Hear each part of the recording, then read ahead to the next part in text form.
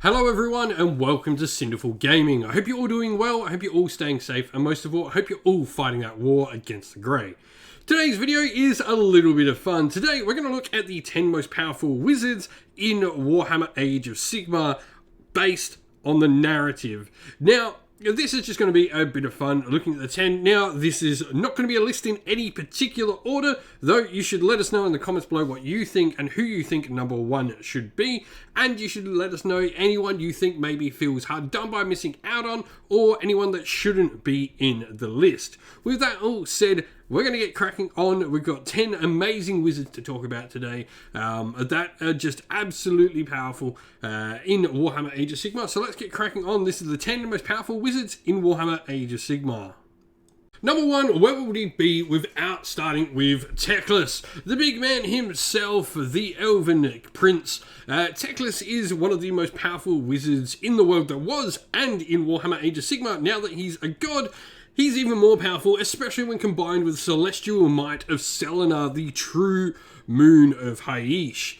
So Teklus is definitely one of the most powerful. His teachings have taught elves across the mortal realms, be that Idnef or Lumineth, how to harvest the magical powers. And Teklus, back in the old world as well, taught humans even how to use magic, establishing the colleges of magic that would go on to found the Empire's sort of provincial magic disciplines that we would know them for back in the world that was. In Age of Sigmar, Teklus has done an amazing few things, including the binding of a very chaos god Slanesh, along with fighting and defeating Nagash in the Broken Realms saga as well. A truly powerful wizard, Teklus has gone toe-to-toe with some of the most powerful creatures in Warhammer Age of Sigmar and in the multiverse that is the Warhammer universe as well. Number two, speaking of who Teklus defeated, Nagash is certainly one of the most powerful wizards in all of Age of Sigmar and the Mortal Realms. Now, Teklus did have a little bit of help in defeating Nagash using the Zintar War Magi's constructs of the Luminarchs of Haish to help render Nagash's powers a little bit weaker so that Teklus could get. But Nagash wasn't without doing a little bit of dirty work to Teklus, stabbing him with the blade and potentially cursing the elven god of magic in the process. Nagash is all, and everyone is Nagash. He's such a powerful necromancer that every single death-like creature that follows him into battle has his voice in the back of their heads. They're never able to truly shake that corruption and that sort of dominance that Nagash has over them. He's that powerful. Now, Nagash does have a couple of major weaknesses. First of all, his own sort of ego definitely gets into his way. He thinks he is better than everyone, and this has come to him becoming unstuck many times. And Nagash, for some reason, just cannot seem to get the better of Skaven. Skaven have got the better of Nagash twice now, whether that be handing a dying Tomb Kings or Cambrian king in his jail the Fellblade to chop Nagash into tiny pieces, or whether that be the Skaven of Clan Slink disrupting his Black Pyramid idea in Age of Sigmar. Nagash has done an all manner of dastardly things, but he is most certainly a very, very powerful wizard in the mortal realms. Number three, now this is not a singular entry, but rather this is the 9 Gaunt Summoners of Tzeentch.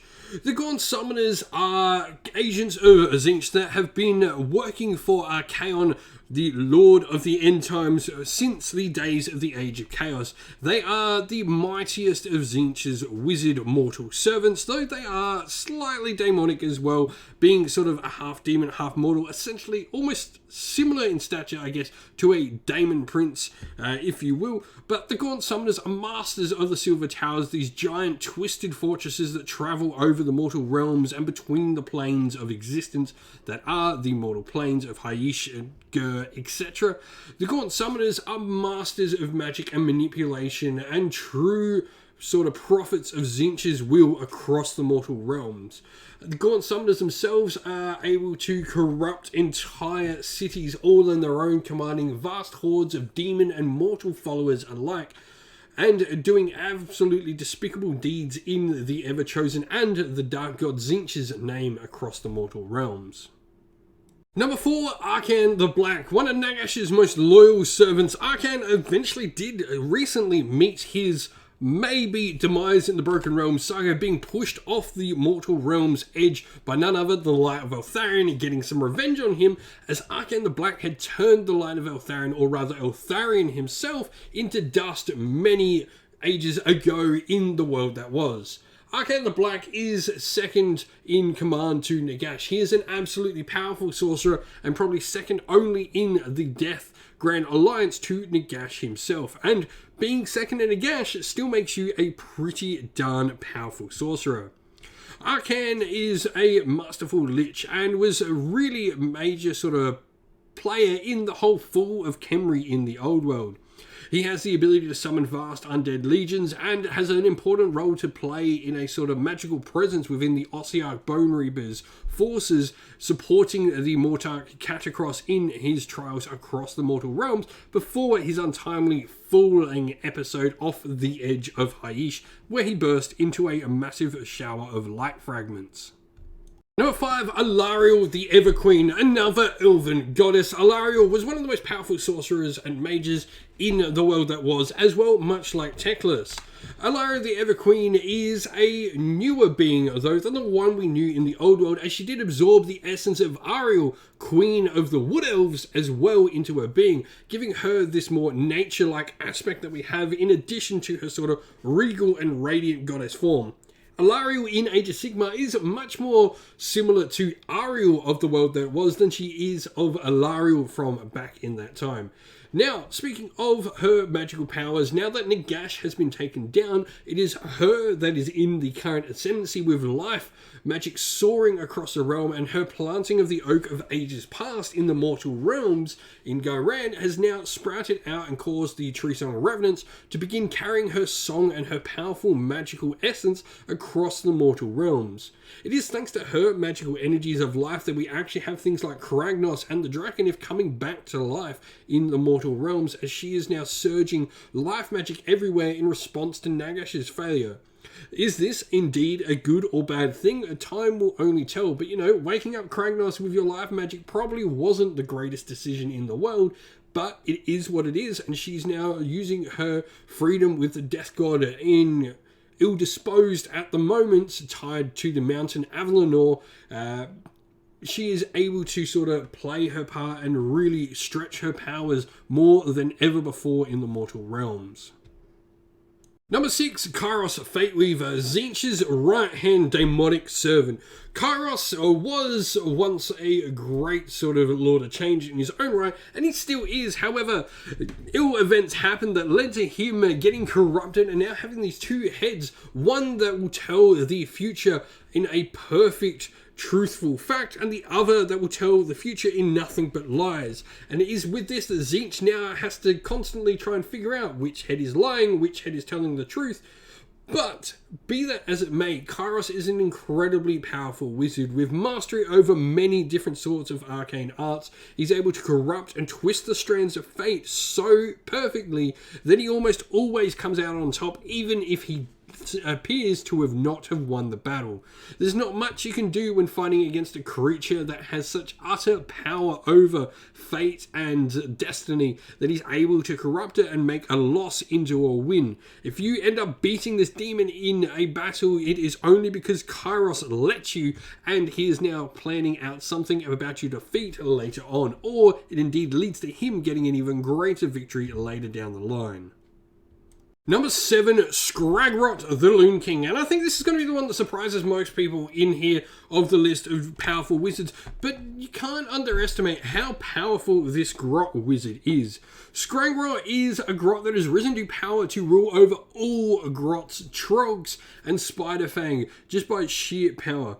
Scrangra was spoken to by the Bad Moon, and whether that is true or not, he truly believes it. His power and his mushroom asylum, the gifts of sort of fortune and destiny and fate and all these sort of different, I guess, rumors and stuff and, well, destinies that they and secrets that they are able to give him inside this giant loon shrine mushroom asylum in this realm between realms, that he actually controls and creates the clammy lands in between realms.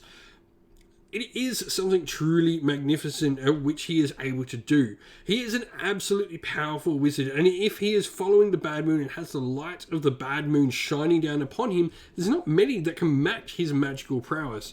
Now, he's certainly not on the level of maybe gods, but he is definitely one of the most powerful sorcerers, and by far the most powerful sorcerer in all of Destruction's Grand Alliance, so I feel he warrants his deserving place in here just purely because of being the greatest destruction wizard of all.